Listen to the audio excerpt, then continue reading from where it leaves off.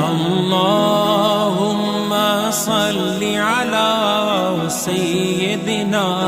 ومولانا محمد نحمده ونصلي ونسلم على رسوله الكريم اما بعد فاعوذ باللہ من الشیطان الرجیم بسم اللہ الرحمن الرحیم فَإِذَا قُضِيَتِ الصَّلَاةُ فَانتَشِرُوا فِي الْأَرْضِ وَابْتَغُوا مِنْ فَضْلِ اللَّهِ صدق اللہ مولانا العظیم۔ ان اللہ وملائکتہ یصلون علی النبی یا ایہا الذین آمنوا صلوا علیہ وسلموا تسلیما۔ اللہم صلی علی سیدنا و مولانا محمد وعلی آلہ وصحبہ وبارک وسلم۔ معزز ناظرین و سامعین، آن لائن دروس عرفان قرآن کی اس نشست کا عنوان ہے تجارت کے اسلامی اصول و ضوابط۔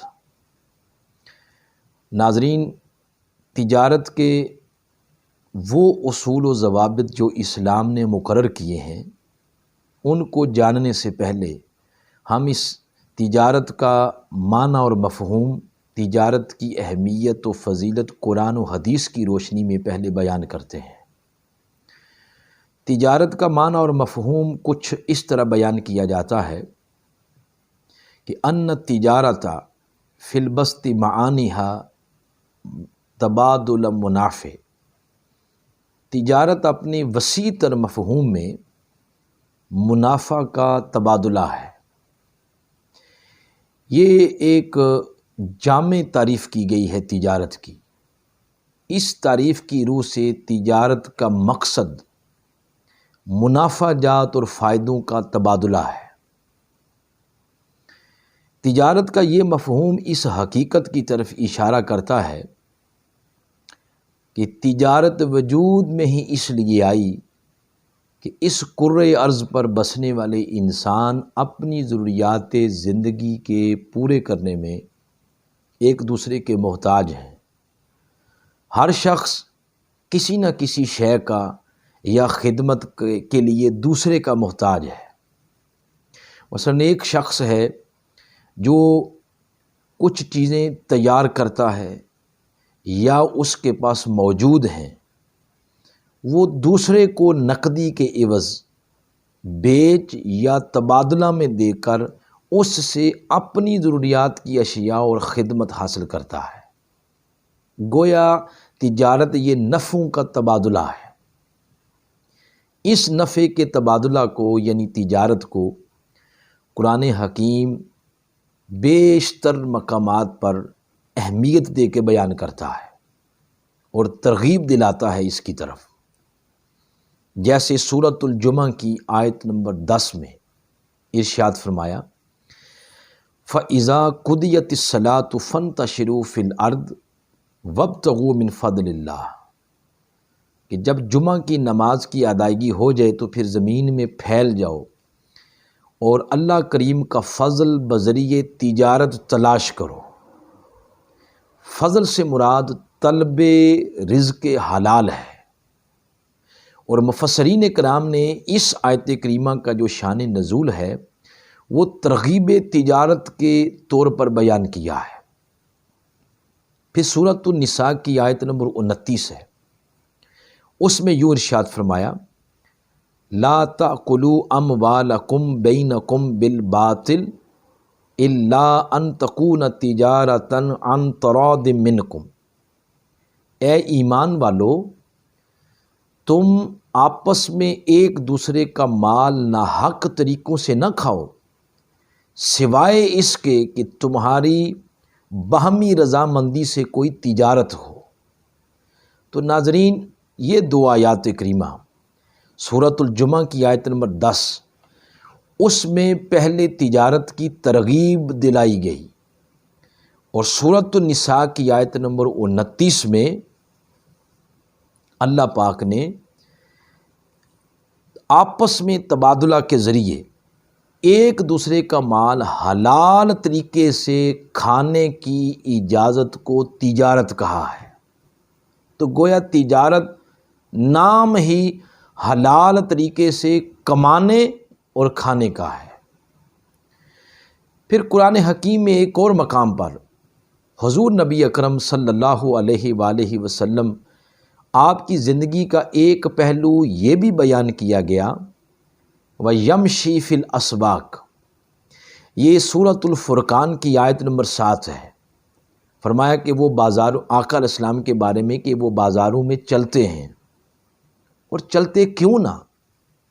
حضور نبی اکرم صلی اللہ علیہ وسلم کا بازاروں میں چلنا اس امر پر دلالت کرتا ہے کہ کار نبوت میں معاشی تجارتی معاملات کی اصلاح کرنا بھی شامل تھا، اور اپنے عمل سے امت کو رہنمائی فراہم کرنا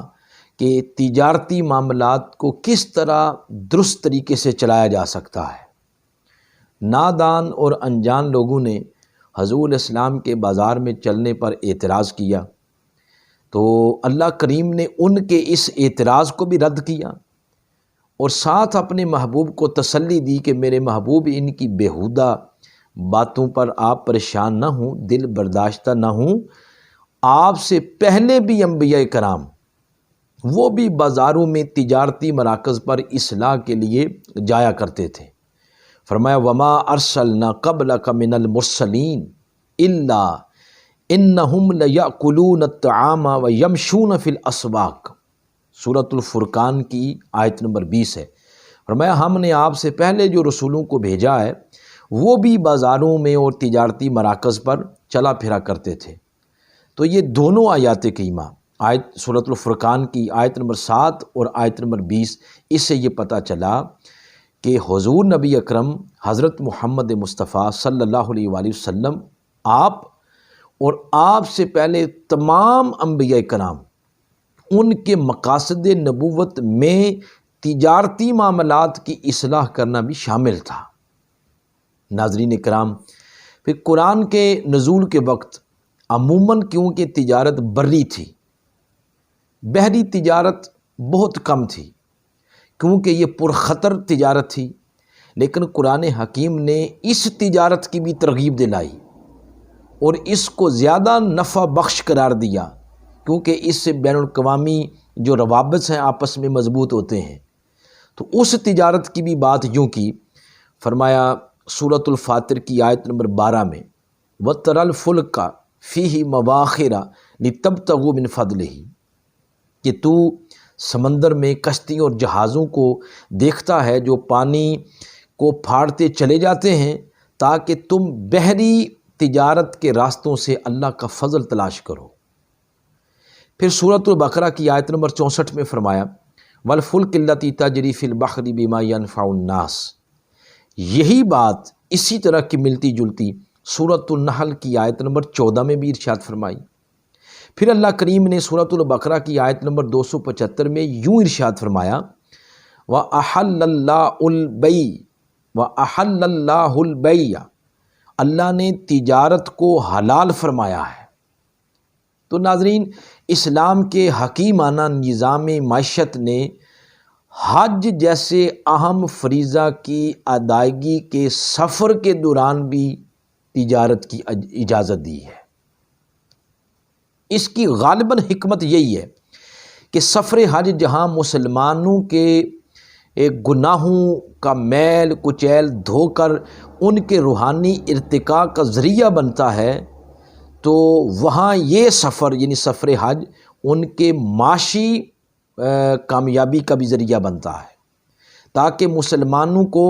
مسلمان بندے کی روحانی اور مادی دونوں ضروریات پوری ہو سکیں۔ فرمایا لیس علیکم جناح ان تبتغوا فضلا من ربکم، اور تم پر اس بات میں کوئی گناہ نہیں اگر تم زمانہ حج میں تجارت کے ذریعے اپنے رب کا فضل تلاش کرو۔ ناظرین، اس آیت کریمہ کی تفسیر میں حضرت عبداللہ ابن عباس رضی اللہ تعالی عنہما سے امام بخاری نے نقل کیا کہ زمانے جاہلیت میں موسم حج میں کچھ مقامات پر تجارتی بازار لگتے تھے، اور اس میں مشرکین عرب اور دیگر زائرین خرید و فروخت کرتے۔ بعد میں پھر وہ مسلمان ہو گئے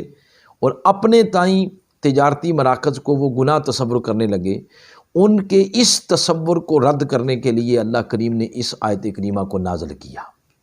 تو ناظرین کرام، قرآن مجید جو علیم و خبیر کی کتاب ہے، وہ روز اول سے اس جیسے تصورات کو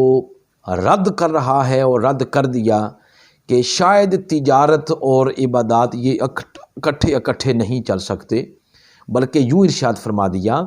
رجال لا تلہیہم تجارہ ولا بیع عن ذکر اللہ۔ اللہ کریم کے بندے تو ایسے بھی ہیں کہ جن کو تجارت اور دنیا کی لین دین جو ہے وہ اس کی یاد سے غافل نہیں کرتے۔ تو اس طرح اللہ کریم نے عبادات کے ساتھ ساتھ قرآن حکیم میں تجارت کو بھی بیان کیا ہے۔ اور اگر آقا علیہ الصلوۃ والسلام آپ کی سیرت مبارکہ، آپ کی سنت مطہرہ، آپ کے فرامین مبارکہ کو بھی لے لیں تو تجارت ہی وہ بابرکت اور عزت والا پیشہ ہے جس کو آقا علیہ الصلوۃ والسلام نے شرف قبولیت سے نوازا ہے۔ اور اپنی بعثت مبارکہ سے قبل 12 سال حضور اسلام نے اس پیشے کو، تجارت کو عزت بخشی۔ قبل از نبوت آپ علیہ السلام کی جو شہرت ہے اور نیک نامی ہے، اس کی اصل وجہ بھی وہ معاملات کی صفائی اور ستھرائی ہے جو حضور اسلام کے ساتھ تجارتی معاملات کرنے والوں نے دیکھی اور محسوس کی۔ اور یہی وہ تجارتی دیانت اور امانت اور صداقت تھی آقا علیہ السلام کی، جو مکہ المکرمہ کی امیر ترین خاتون حضرت خدیجہ الکبریٰ رضی اللہ تعالیٰ عنہا آپ کو حضور اسلام کے عقد میں لانے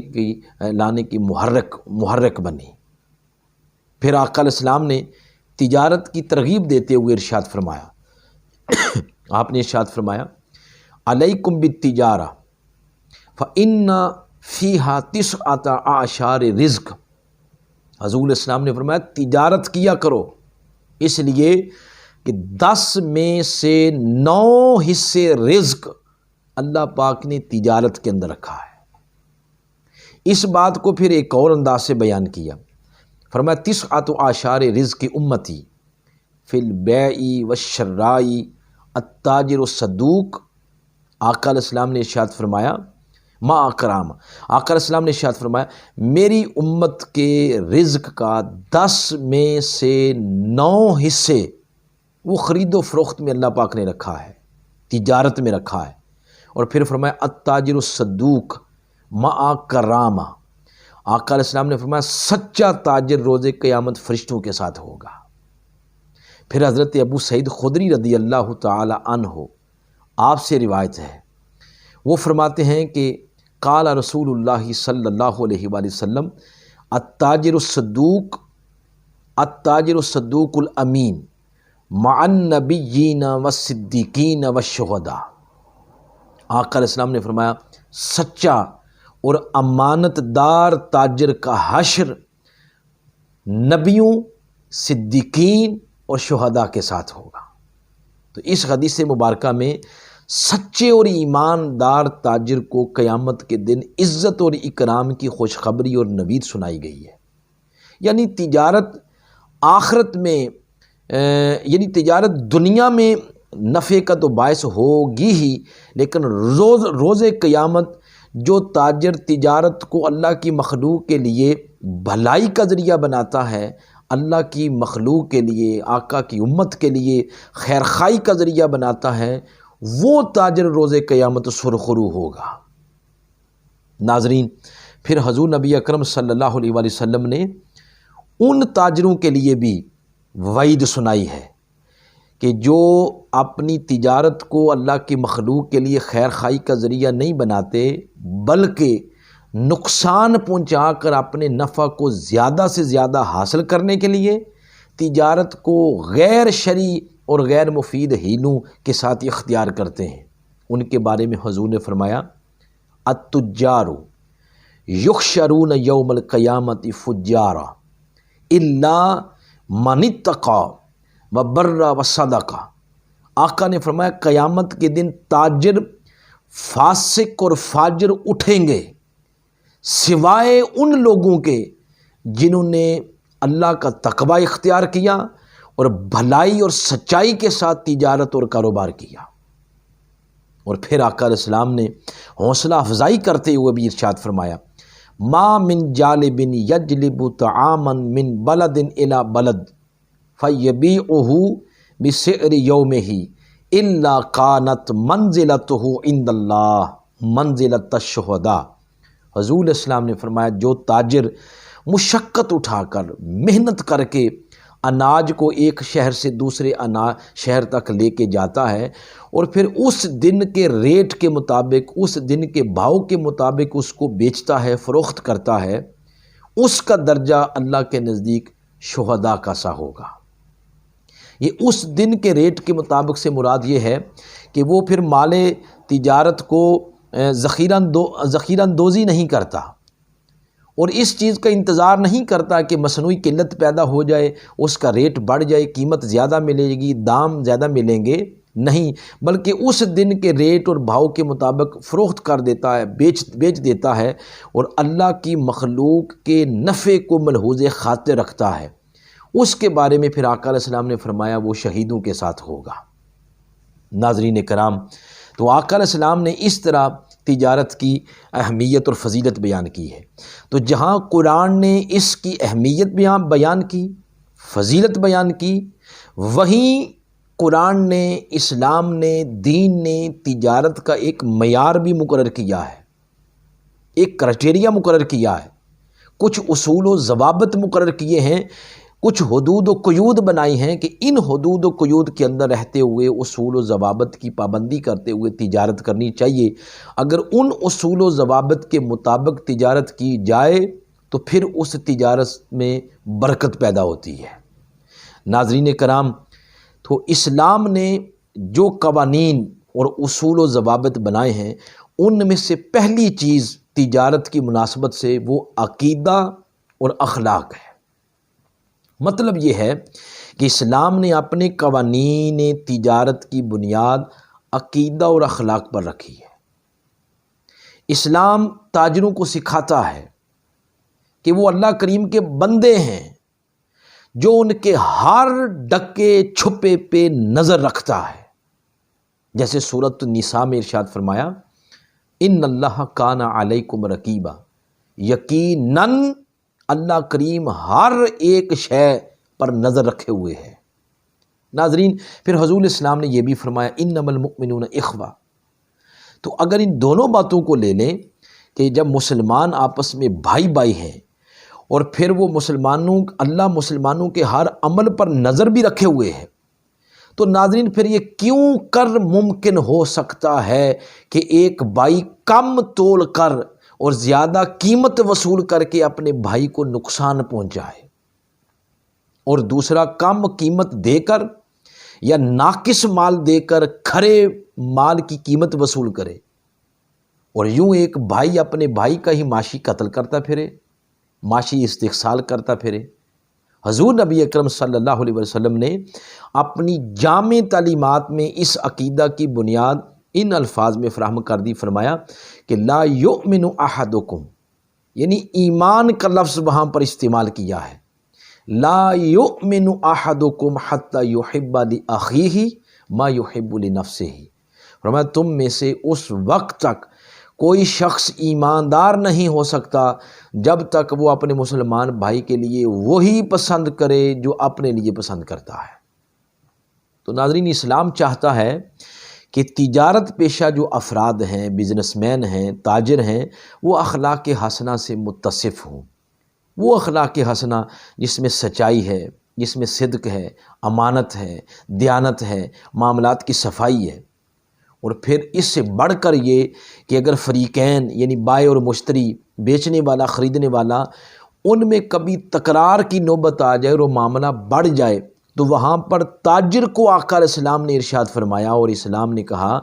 کہ وہ اس وقت اپنی گفتگو میں نرمی پیدا کرے اور اگلے کی عزت نفس کا خیال رکھے۔ اور حضور اسلام نے فرمایا جو بندہ ایسا کرتا ہے کہ نوبت اگر تکرار تک پہنچ جائے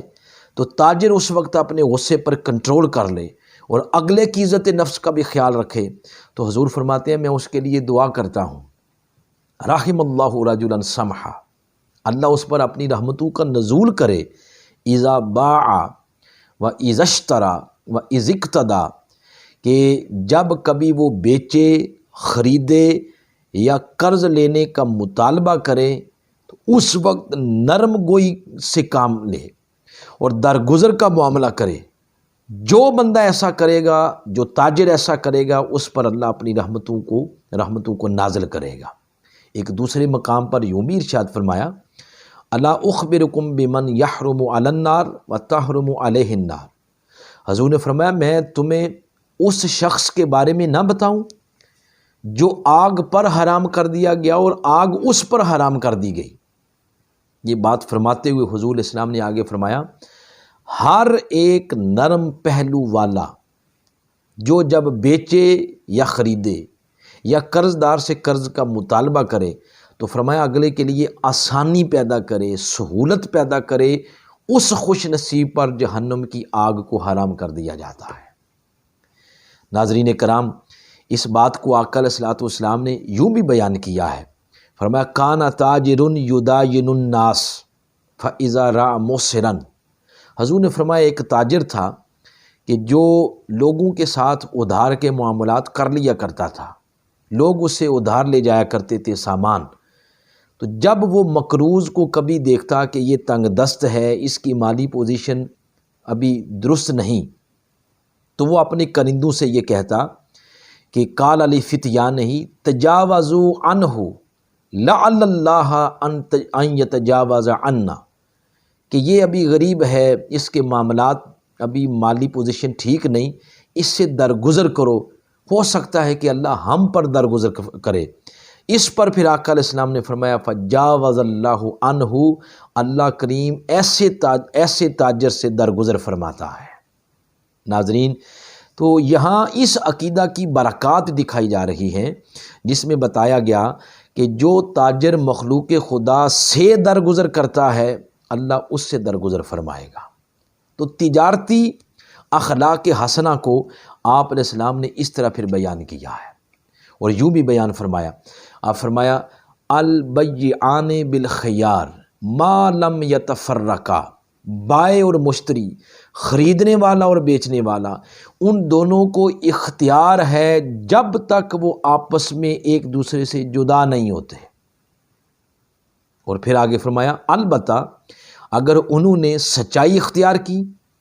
اور جو چیز بیچی جا رہی ہے بیچنے والے نے اس کے تمام عیوب خریدنے والے پر بیان کر دیے، کوئی چیز چھپائی نہیں،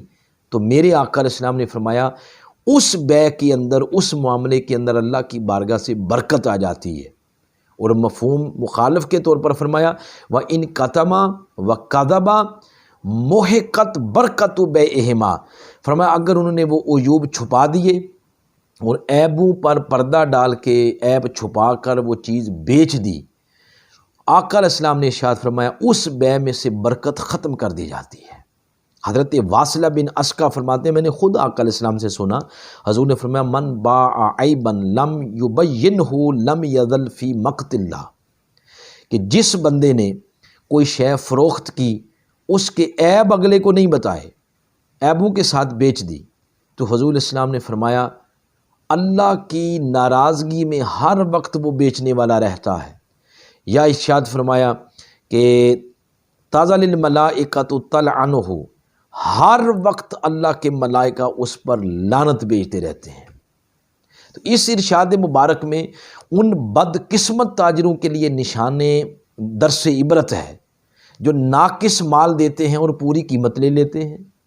یا خالص قیمت وصول کرتے ہیں اور اندر ہی اندر خوش ہوتے ہیں کہ ہم سے بڑا تو سیاںہ ہی کوئی نہیں، ہم سے بڑا ہوشیار کوئی نہیں، حالانکہ انہوں نے اپنے بھائی کو دھوکہ دیا ہے اور چند کھوٹے سکے کما کر ہمیشہ کے لیے اپنے لیے بھی حلال کمایا اور کھایا اور اپنے بچوں اور اولاد کو بھی حرام کما کر کھلایا ہے۔ ناظرین اکرام، ایسے تاجروں کے لیے پھر آقا علیہ السلام نے ایک دن بازار میں چلتے ہوئے ارشاد فرمایا، جب آپ نے دیکھا کہ لوگ اکٹھے ہیں اور اپنے کاروبار میں مشغول ہیں، تو حضور الاسلام نے فرمایا یا معاشر التجار، یا معاشر التجار، فرفعوا اعناقہم وَاسْتَجَابُوا وَانصِتُوا، یہ آقا علیہ السلام نے ارشاد فرمایا۔ تو فقال ان التجار، تو تاجر پھر متوجہ ہوئے تو حضور نے فرمایا ان التجار یبعثون یوم القیامہ فجارا، روز قیامت تاجر وہ فاجر بن کر اٹھیں گے، سوائے اس تاجر کے جس نے اللہ کریم کا خوف کیا، بھلائی کی اور سچ کے ساتھ کاروبار کیا۔ ناظرین، تو ان مذکورہ احادیث مبارکہ سے یہ امر بخوبی واضح ہوتا ہے کہ اسلام کے تعلیم کردہ تجارتی ضابطے اخلاق کو اپنانے سے نہ صرف آخرت میں اجر ملے گا، ثواب کا وعدہ ہے، بلکہ دنیا میں بھی ان اخلاق کریمانہ سے مزین تاجروں کو برکت کی آقا علیہ السلام نے خوشخبری سنائی ہے کہ برکت اس تجارت کے اندر ہے جو اپنے اخلاق کو اسلام کی تعلیمات کے ساتھ مزین کرتا ہے۔ ناظرین کرام، آج کی گفتگو یہاں پر ختم کرتے ہیں، انشاءاللہ اگلی گفتگو کی نشست اسی جگہ سے ہم شروع کریں گے۔ اللہ کریم کی بارگاہ میں دعا ہے کہ وہ انسانوں کو، مسلمانوں کو اسلام کے دیے ہوئے نظام معیشت کو اپنا کر اپنی تجارت درست کرنے کی توفیق عطا فرمائے۔ وما علینا الا البلاغ المبین۔